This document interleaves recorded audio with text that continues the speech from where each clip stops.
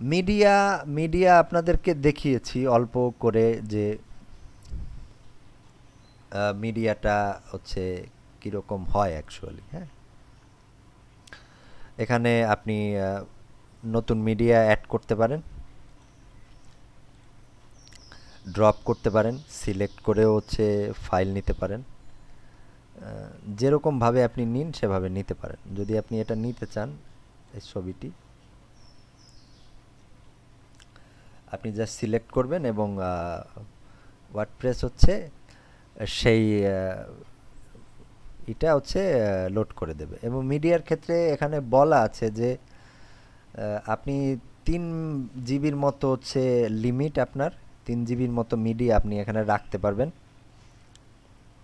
এবং সবচাইতে বেশি যে সাইজটা আপনি আপলোড করতে পারবেন সেটা হচ্ছে 1 জিবি, এর বেশি আপনি আপলোড করতে পারবেন না। তো এইভাবে আপনারা মিডিয়া আপলোড করে দেখতে পারেন।